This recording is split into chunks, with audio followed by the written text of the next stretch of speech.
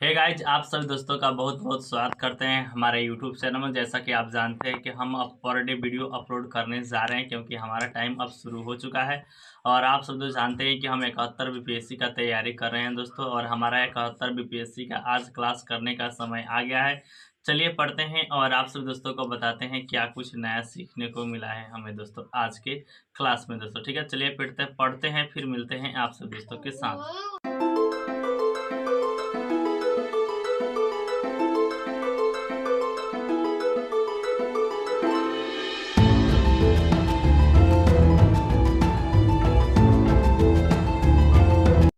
सबसे पहले दोस्तों पढ़ाई हुआ है आर्टिकल के बारे में। एक आया था द हिंदू पेपर में आर्टिकल, उसको कंप्लीट लमसम 40-45 मिनट उसको कवर किया गया है। उसके बाद दोस्तों टॉपिक पढ़ाई हुआ है, जिसमें सबसे पहला टॉपिक पढ़ाई हुआ है दोस्तों ग्रीन डिपॉजिट। दोस्तों ग्रीन डिपॉजिट क्या होता है? तो ग्रीन डिपॉजिट वह डिपॉजिट होता है जो हम इन्वायरमेंट सस्टेनेबल प्रोजेक्ट के लिए देते हैं दोस्तों, उसे ही कहते हैं ग्रीन डिपॉजिट। दोस्तों बात कर लेते हैं ग्रीन डिपॉजिट कब से शुरू हुआ है। तो 1 जून 2024 से शुरू हुआ है। बात करते हैं कौन से ग्रीन डिपॉजिट को जारी करता है, सरकार करता है।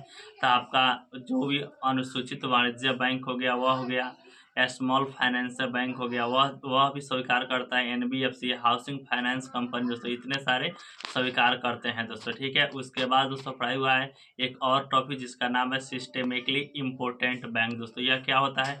यह वह बैंक होता है जो बहुत ही बड़ी बड़ी बैंक होती है और इनका डूबने की संभावना बहुत ही कम होती है, उसे ही हम कहते हैं सिस्टेमिकली इम्पोर्टेंट बैंक दोस्तों। ठीक है, जिसमें आता है आपका एसबीआई, एचडीएफसी, आईसीआईटीसी, जो 12 बैंक है वह सभी आ जाते हैं दोस्तों। ठीक है, एक और टॉपिक पढ़ाया हुआ है जिसे कहते हैं निवेशक दीदी इंसेंटिव। ये क्या होता है दोस्तों? तो जो भी महिलाएं होती है उसको बचत को बढ़ाने के लिए दोस्तों इसे शुरू किया गया है। कहाँ से शुरू किया गया है? तो श्रीनगर के जम्मू कश्मीर से शुरू किया गया। कब शुरू किया गया है दोस्तों? तो यह शुरू हुआ है आपका 2022 में दोस्तों। ठीक है, अब बात कर लेते हैं सीबीडीसी। एक और नया टॉपिक पढ़ाया हुआ है जिसे कहते हैं सीबीडीसी। यह क्या होता है? तो सेंट्रल बैंक डिजिटल करेंसी दोस्तों। यह दो प्रकार का होता है, एक होता है रिटेल और एक होता है होलसेल दोस्तों। रिटेल में कस्टमर अपने में जो आपका करते हैं परचेज, उसे रिटेल कहते हैं, और जो आपका बिजनेसमैन करते हैं उसे आपका होलसेल कहते हैं दोस्तों। ठीक है, उसके बाद से होता है एक और टॉपिक पढ़ा है लॉ ऑफ आर्बिट्रेजियर दोस्तों। ये क्या होता है? तो सस्ते बैंक से महंगे रेट की ओर मुद्रा का फ्लो होता है, उसे ही कहते हैं लॉ ऑफ आर्बिट्रेजियर दोस्तों। ठीक है, एक और पढ़ाया हुआ है मिबोर और लिबोर। ठीक है, मिबोर और लिबोर क्या है? तो मिबोर है भारत में बैंकों का औसत दर से जो लोन लिया जाता है उसे मिबोर मापता है, और जो लिबोर है तो ये दोस्तों लंदन के बैंकों के बीच जो भी आपका इंटरनल लेन देन होता है उसे आपका लिबोर मापता है। ऐसा ही हर देश का अपना अपना लिबोर टिबोर ऐसा बना हुआ है दोस्तों। ठीक है, यहाँ तक कुछ टॉपिक पढ़ाई हुआ है। उसके बाद दोस्तों पढ़ाई हुआ है आज का क्लास का शुरुआत हुआ है दोस्तों। आइए जानते हैं आज क्लास में हमें क्या कुछ नया सीखने को मिला है दोस्तों। ठीक है, तो आज क्लास में सीखने को मिला है नया टॉपिक स्टार्ट हुआ है जिसका नाम है इकोनॉमिक ग्रोथ और इकोनॉमिक डेवलपमेंट। समृद्धि और आर्थिक विकास समझने से पहले आपसे दोस्तों एक छोटा सा एग्जांपल समझना होगा। जैसे कि एक बच्चा होता है जिसकी लंबाई बढ़ती है, जिसे मापा जा सकता है, उसे हम कहते हैं आपका आर्थिक समृद्धि दोस्तों। ठीक है, कैसे? तो आपको हम एक देश के माध्यम से आपको समझाना चाहेंगे दोस्तों। ठीक है, वहीं बात की जाए किसी बच्चे की, अगर आपका विकास की बात की, जैसे कि वह चल रहा है, वह समझ रहा है, वह बोल रहा है दोस्तों, ठीक है, तो वह इसका आर्थिक विकास हो गया। ठीक है, आप आर्थिक समृद्धि और आर्थिक विकास एग्जाम्पल के तौर पर समझ चुके हैं। अब बात करें एक देश पर कैसे बात की जाए। ठीक है, और कोई भी देश अगर जीडीपी पर बात करता है और जीएनपी पर बात करता है और प्रति व्यक्ति आय के आधार पर मापा जाता है किसी देश को, तो उसे कहते हैं कि आर्थिक समृद्धि दोस्तों। ठीक है, वहीं बात की जाए किसी भी देश की आर्थिक विकास के साथ टेक्नोलॉजी से भी मापा जाता है, गरीबी उन्मूलन कितना है यह भी मापा जाता है, साक्षरता दर कितना है यह भी मापा जाता है दोस्तों। ठीक है, अच्छी गुणवत्ता वाली शिक्षा कितनी है, अच्छी गुणवत्ता वाला स्वास्थ्य कितना है, इन जैसे आधारों पर मापा जाता है, तब आपका आर्थिक विकास का मालूम चलता है दोस्तों। ठीक है, यह दोनों एक सकारात्मक पक्ष है दोस्तों। ठीक है, दोनों भी डेवलपमेंट का एक प्रकार है दोस्तों। ठीक है, और यह जो आपका आर्थिक समृद्धि है यह दोस्तों मात्रात्मक है, लेकिन आपका आर्थिक विकास है एक गुणात्मक प्रकार है दोस्तों, ठीक है।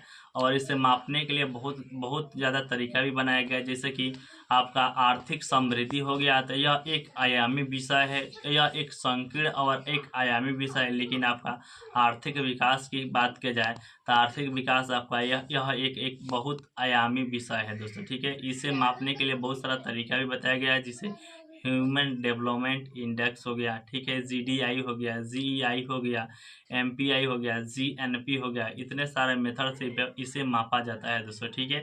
और जो आपका इकोनॉमिक ग्रोथ है, आर्थिक समृद्धि है, इसे दोस्तों राष्ट्रीय आय के माध्यम से मापा जाता है दोस्तों, ठीक है। तो यहाँ तक इसमें आपको कोई दिक्कत नहीं हो रहा होगा आर्थिक समृद्धि और आर्थिक विकास में। उसके बाद दोस्तों पढ़ाई हुआ है राष्ट्रीय आय का। आइए जानते हैं राष्ट्रीय आय के बारे में दोस्तों। सर्वप्रथम भारत में बात की जाए, राष्ट्रीय आय सर्वप्रथम मापा था दादा भाई नौरोजी ने 1868 और 69 में। बात की जाए दादा भाई नौरोजी को प्रति व्यक्ति आय जब नापे थे तो उस समय भारत की प्रति व्यक्ति आय 20 रुपये थी। दादा भाई नौरोजी को ओल्ड मैन कहते हैं, ठीक है।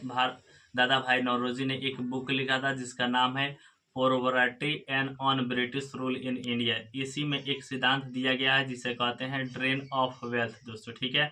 अब बात कर लेते हैं भारत में राष्ट्रीय आय का आकलन वैज्ञानिक तरीके से किसने किया। तो भारत में वैज्ञानिक तरीके से राष्ट्रीय आय का आकलन प्रोफेसर VK राव ने किया 1931 और 32 में। वहीं बात किया भारत में सर्वप्रथम राष्ट्रीय आय का औपचारिक आकलन कब किया गया और किसके अध्यक्ष में किया गया दोस्तों। तो भारत में राष्ट्रीय आय का औपचारिक आकलन दोस्तों राष्ट्रीय आय समिति 1949 में किया गया, जिसके अध्यक्ष PC महानंदलोसी। इन्हीं के जन्मदिन पर दोस्तों 29 जून को राष्ट्रीय सांख्यिकी दिवस मनाया जाता है दोस्तों, ठीक है। बात कर लेते हैं राष्ट्रीय आय के पिता किसे कहते हैं। तो विश्व में बात की जाए तो रिचर्ड स्टोन को कहते हैं, जिसे 1984 में नोबेल प्राइज भी मिल चुका है दोस्तों, ठीक है। बात करते हैं भारत में राष्ट्रीय आय का आकलन कौन करता है। तो NSO करता है दोस्तों, ठीक है। यहाँ तक आप समझ चुके हैं। उसके बाद दोस्तों पढ़ाई हुआ है राष्ट्रीय आय के महत्वपूर्ण टर्म दोस्तों, आइए जानते हैं इसके बारे में। बात कर लेते हैं कुछ महत्वपूर्ण टर्म्स की दोस्तों राष्ट्रीय आय का। तो सबसे पहले दोस्तों शामिल होता है नॉर्मल रेसिडेंट। जी हाँ दोस्तों, सामान्य निवासी। सामान्य निवासी में कौन कौन शामिल होते हैं। तो इकोनॉमिक्स के सामान्य निवासी में दोस्तों शामिल होते हैं जो हम लोग हैं, जो भी पब्लिक है वह, प्लस में संस्थागत जो भी जितने भी जैसे कि KGS हो गया, जितने भी आपका बैंक हो गया, कंपनी हो गया, सभी संस्थान शामिल होते हैं दोस्तों सामान्य निवासी में। दोस्तों बात की जाए सामान्य निवासी में और कौन कौन शामिल होता है। तो सामान्य निवासी में वह सभी व्यक्ति शामिल होते हैं जो भी विदेशी अगर भारत में है 1 साल से ज़्यादा से दोस्तों, ठीक है। स्टूडेंट और मरीज को छोड़कर जिसका उद्देश्य भारत के हित में हो वह भी सभी शामिल होते हैं स्थानीय निवासी में दोस्तों, ठीक है। अब बात कर लेते हैं एक और शामिल है दोस्तों अंतर्राष्ट्रीय संगठन। एक अंतर्राष्ट्रीय संगठन का कोई भी कार्यालय अगर भारत में स्थित है और उसमें अगर भारतीय काम कर रहे हैं तो वह भी दोस्तों सामान्य निवासी में शामिल है दोस्तों, ठीक है। जो भी एम्बेसी के अंतर्गत, जी हाँ दोस्तों, जहाँ भी अगर भारतीय एम्बेसी खुली हुई है और वहाँ पर अगर भारतीय काम कर रहे हैं तो आपका शामिल हो जाएगा स्थानीय सामान्य निवासी में दोस्तों, ठीक है। यहाँ तक कुछ शामिल होता है स्थानीय निवासी में। उसके बाद दोस्तों दूसरा टर्म पढ़ाई हुआ है डोमेस्टिक टेरेटरी, यानी कि घरेलू सीमा क्षेत्र का ये या घरेलू सीमा रेखा का। तो इसमें क्या क्या शामिल होता है आइए जानते हैं। इसमें शामिल होता है भारत के मैप के अंतर्गत जितने भी चीज़ें सभी घरेलू सीमा क्षेत्र के अंतर्गत शामिल होते हैं दोस्तों, ठीक है। बात कर लेते हैं और क्या क्या शामिल होता है। तो और शामिल होता है दोस्तों भारतीय तटीय रेखा से 200 नॉटिकल माइल के अंतर्गत जितने भी काम होता है वह सभी दोस्तों भारतीय घरेलू सीमा क्षेत्र के अंतर्गत शामिल होते हैं। भारत का कोई भी शिप हो, कोई भी एयरप्लेन हो गया जो भारतीय उड़ा कर ले जाते हैं दूसरे देश में, वह भी दोस्तों शामिल होता है भारतीय घरेलू सीमा क्षेत्र के अंतर्गत दोस्तों, ठीक है। भारत की अगर एम्बेसी विदेश में है, भारत की कॉन्सुलेट अगर विदेश में है, भारत की हाई कमीशन विदेश में है और वहाँ पर भारतीय काम कर रहे हैं तो वह सभी शामिल होते हैं घरेलू सीमा क्षेत्र के अंतर्गत दोस्तों, ठीक है। तीसरा टर्म इसी में होता है टाइप्स ऑफ गुड्स, यानी वस्तुओं के प्रकार दोस्तों, ठीक है। तो वस्तुओं के दो प्रकार बनाया गया, एक होता है मध्यवर्ती वस्तुएं, एक होता है अंतिम वस्तुएं दोस्तों, ठीक है।